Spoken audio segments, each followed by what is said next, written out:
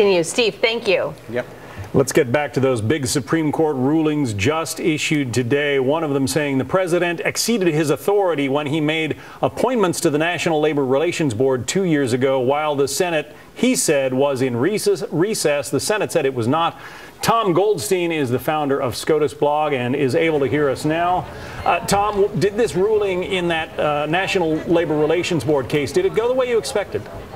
It did. It was pretty clear from when the justices heard oral argument in the case that the administration was going to lose, that these recess appointments and others were going to go down because the court believed that presidents for a long time, but particularly the most expansive reading of the recess appointments power by President Obama, had just gone too far. And it's a broad ruling. Even though many of the arguments against the recess appointments power were rejected, really the core one was accepted by the Supreme Court. And it says, in essence, that if either the Senate or the House of Representatives wants the Senate to be in recess, then there can't be a recess appointment.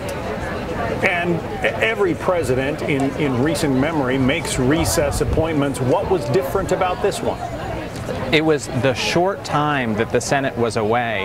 The Supreme Court said we don't have a problem with the way this has been done historically, but it has gotten so nasty between the Congress and the President that it got to the point that the Senate would take what are called pro forma sessions. They would come in and gavel out and not do any work. And President Obama said, I'm going to ignore that. I'm not going to act like you are actually doing business when you're not, as a practical matter. And the Supreme Court said, no, you've got to pay attention. If the Senate says it's in session, and you cannot make a recess appointment. And given that the House of Representatives, controlled obviously by Republicans, can force the Senate into that kind of recess, President Obama is stuck now. And if a Republican wins the presidency and a Democratic Senate is in place, well, then they'll be able to block recess appointments too. So it's a very big decision. Talking about Republicans, we have this from Mitch McConnell, the Republican leader, minority leader in the U.S. Senate. He says this administration has a tendency to abide by laws that it likes and disregard those it doesn't. In this case, that disturbing and dangerous tendency extended to the Constitution itself. Whether it's recess appointments or Obamacare, this troubling approach does serious damage to the rule of law, and the court's decision is a clear rebuke of the administration's behavior.